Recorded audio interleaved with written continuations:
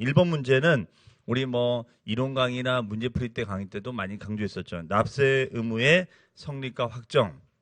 최근 1, 2년 동안은 뭐 출제가 안 됐었지만 그 전까지는 계속 출제를 해왔던 파트예요. 그래서 우리 납세 의무의 절차에 대해서는 정리를 잘 해두셔야 됩니다. 그래서 항상 강조하지만 우리가 납세 의무는 3단계로 돼 있잖아요. 납세 의무는 성립하는 단계가 있고, 그 다음에 이제 확정하는 단계가 있고, 그 다음에 이제 소멸하는 단계가 있다. 이렇게 공부했었죠. 그렇죠? 그래서 우리가 성립에서는 정리를 꼭 해주실 게 성립 시기를 꼭 정리를 해주십사 이렇게 썼어요. 그렇죠? 성립 시기가 언제가 다르냐?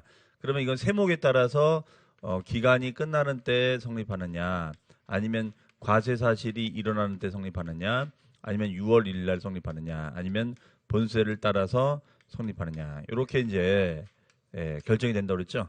그러면 이 세목이 여기냐 요거 맞추는 거. 그렇죠? 자, 이런 문제가 이제 자주 나오고, 그다음에 확정하는 방식은 이제 두 가지가 있죠. 신고하는 방식이 있고 뭐가 있어요? 고지가 되는 방식이 있었죠. 근데 고지가 되는 것이 만약에 국세 같은 경우에는 이제 고지를 우리는 뭐라고 합니까? 정부 부가세목이다 이렇게 표현하고, 지방세 같은 경우에는 자진 신고세목이다. 납세자 스스로 신고를 통해서 정부가 부가를 통해서 결정하는 거다. 뭐 이런 거죠. 그다음에 이제 소멸에서는 이제 소멸 사유 5가지 이거 암기하자 그랬죠. 5가지를 암기두자. 여기 뭐가 있죠? 납부, 또 충당, 그 다음에 부가의 취소, 또 뭐가 있죠? 제척기간의 만료, 그 다음에가 소멸시의 완성. 그래서 납충부재소, 이거 암기사항입니다. 그렇죠? 자, 이렇게 우리가 정리를 이제 해두시면 되겠죠. 그래서 어떤 부분이 이제 정리가 안 된 건지를 잘 체크해 놓으시고, 특히 이제 제척기간하고 이제 소멸시효도 좀 내용 정리해 주신다 그랬죠. 제척기간은 몇 년이고 소멸시효는 몇 년이냐 이런 것들. 자, 그러면은 우리 그 1번에 보시면 이제 1번이 답인데, 이거는 제가 강조 많이 했어요. 우리가 소득세는 그냥 무슨 소득세는 언제예요? 기간이 끝나는 때, 만료가 되는 때가 성립하는 거지, 이렇게 모호하게 양도소득이 발생하는 때 이렇게 하면 안 된다 그랬죠. 자, 아주 이거 혼동되기 쉬운 지문이었어요. 양도소득이 발생하는 때, 그럼 언뜻 생각하면 맞는 얘기 같은데, 양도소득은 내가 부동산을 이때 양도할 수도 있고 3월 달에 또 팔고, 또 만약에 8월 달에 또 팔았어. 그러면 제가 뭐라고 그랬어요? 3월 달에 팔고 8월 달에 팔면 다시 이거 합산해 가지고 다시 따진다고 그랬었죠. 그러니까 이거는 기간이 끝나 봐야지 한다 그랬어요. 기간이 끝나 봐야지 최종 몇 번 양도를 한 건지를 체크해서 납세무가 발생되는 것을 따질 수 있다. 그러니까 단순히 내가 부동산을 한 번만 판다라고만 생각해 버리면 이게 맞는 얘기 같아. 하지만 부동산 한 번만 판다는 보장이 어디 있어요? 2번 팔 수도 있고 3번 팔 수도 있는 거지. 그렇죠? 그러면 뭐 이때가 돼 봐야지 최종 판매 등을 알 수 있다. 그래야지 최종 납세무가 어떻게 발생하는지를 알 수 있다. 그래서 얘는 소득이 발생하는 때가 아니라 뭐예요? 기간이 끝나는 때다. 그렇죠? 기간이 끝나는 때다. 그렇죠? 네. 그래서 이거 헷갈리면 안 됩니다. 그다음에 확정은 뭐 그렇게 어렵지 않죠. 확정은 신고를 통해서 확정하는 거죠. 그러면 양도세 확정 신고가 언제까지죠? 양도세 확정 신고가 그렇죠. 그 다음에 5월 1일부터 5월 30일까지. 다음 연도 5월 1일부터 5월 30일까지 우리가 확정 신고하는 거죠. 그럼 2번 종합부동산세. 종합부동산세는 성립시기가 과세 기준일이다. 과세 기준일 맞죠? 재산세하고 종합부동산세 같은 경우에는 언제였어요? 과세 기준일 6월 1일이었었죠? 네, 이거 많이 봤었던 지문이고, 그다음에 확정 시기는 정부가 결정하죠. 여기서 과세권자는 정부죠. 정부가 부과한다. 그런데 종부세는 신고도 가능한가요? 네, 신고도 가능합니다. 신고도 선택할 수 있어요. 다만 아무런 말이 없을 때는 정부 부과다. 자, 그렇게 인지를 하시면 된다고 그랬죠. 그렇죠? 그다음에 세 번째, 취득세나 등록면허세는 행위세니까 취득 사실이 일어나야 되는 거죠. 그러니까 취득하는 때 맞습니까?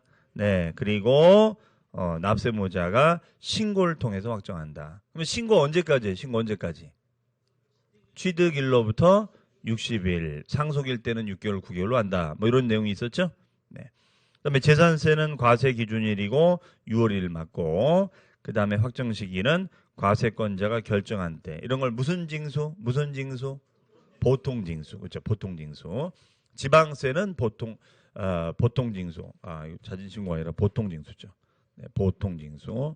지방세는 이 표를 보통징수 이렇게 썼죠. 보통징수. 그 다음에 인지세. 인지세라는 것은 얘는 인지세는 국세입니다. 국세로서 우리가 여러분들 중개법 시간에 나오잖아요. 매매계약서를 쓰면 뭘 붙여요? 인지를 붙이죠. 인지. 매매에서 인지를 붙이잖아요. 그렇죠? 그러면 인지를 붙일 때 계약서를 쓸 때 인지를 다 붙여버린다고. 그러면 얘는 성립도 계약문서, 과세문서를 작성하는 때 인지를 붙이는 거니까 그때 성립하고 세금 확정도 이때 확정이 됩니다. 네. 그러면 이런 거를 뭐라고 하냐면 이런 거를 자동 확정이라고 그래요. 자동 확정. 가만히 내버려 두면은 성립 시기와 확정 시기가 일치하는 것을 우리는 자동 확정이다 이렇게 합니다. 성립 시기와 확정 시기가 일치하는 것을 뭐라고 그래요? 자동 확정이다. 자동 확정. 그러면 자 보세요. 보통 성립이 여기 보면 성립이 먼저 일어나고 나중에 확정이 되죠. 그러니까 성립 시기가 결정되고 나중에 확정되는데 얘는 예외적으로 성립 시기와 확정 시기가 일치하는 거야. 과세문서, 계약서를 쓰면서 바로 인지를 붙여버리는 거니까 가만히 내버려두면 성립 시기와 확정이 동시에 이루어지는 것을 자동 확정이라고 해요. 자동 확정. 이거는 참고만 하시기 바랍니다. 자동 확정. 이런 걸 자동 확정이라는구나. 그렇죠? 가물가물하죠. 네, 자동 확정. 근데 보통은 성립이 먼저 이루어지고 나중에 확정된다. 예를 들어서 우리가 소득세는 기간이 끝나면 성립하고 나서 확정이 언제 일어나요? 소득세는 확정이 신고를 통해서 그 다음에 5월 1일부터 5월 말까지 되잖아요. 그렇죠? 그러니까 이게 먼저 이루어지고 나중에 이게 이루어지는 거지. 그렇죠? 보통 이렇게 되는데 예외적으로는 이렇게 되는 것도 있다더라. 자, 이런 얘기입니다. 자, 그 다음에 2번으로 합니다. 2번은 이제 양도소득세 신고 납부. 자, 양도세 신고 납부는 뭐 기본적으로 정리가 돼 있으셔야 돼요. 그러니까 우리가 신고 납부 조항이 취득세도 신고 납부고 등록면허세 신고 납부고 양도세 신고 납부죠. 이런 신고 납부 조항은 다 정리를 잘 해두셔야 됩니다. 그럼 알다시피 우리 양도소득세는 과세기한 제도가 있으니까 1월 1일부터 12월 31일까지다. 그렇죠? 네. 그러면 알다시피 부동산을 팔자마자 신고하면 무슨 신고? 예정신고. 그렇죠? 예정신고. 나중에 우리가 5월 달에 5월 1일부터 5월 말까지 신고하면 무슨 신고? 확정신고. 자, 이렇게 우리가 정리돼 있으시죠? 그러면서 우리가 꼭 알아야 되는 건 뭐였냐면 예정신고 규정이 되게 중요하다고 그랬어요. 예정신고. 그럼 예정신고는 어떻게 했어요? 양도일이 속하는 달에 언제로부터? 말일로부터죠. 말일. 요 말일자가 꼭 들어갑니다. 말일. 그러니까 뭐 양도일로부터 하면 틀리죠. 말일로부터 몇 개월? 2개월이다.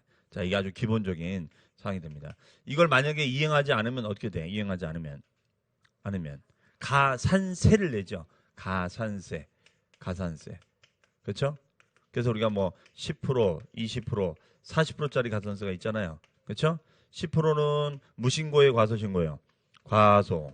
그다음에 20%는 무신고, 40%는 부정한 경우, 부당한 경우. 그렇죠? 부정과소, 부정무신고일 때는 40%. 그렇죠? 네, 이렇게 되는 거죠. 그러니까 신고를 반드시 해야 된다. 요거 했었어요. 그렇죠? 자, 그럼 이제 이게 기본적인 얘기인 거고, 그 다음에가 이제 요 신고는 납세지를 주소지로 한다 그랬죠? 주소지 세무서 가서 신고를 한다. 그렇죠? 그리고 이제 얘는 분납, 세액이 많을 때 분납이 됐었나요? 분납은 되고 올해 개정된 게 뭐예요? 물납은 돼야 안 돼요? 물납은 폐지됐다는 거. 그렇죠? 자, 요게 이제 기본적으로 꼭 알고 계셔야 되는 겁니다. 그래서 신고 납부는 뭐 어려운 건 없어요. 기본적으로 그냥 암기만 해두시면 된다.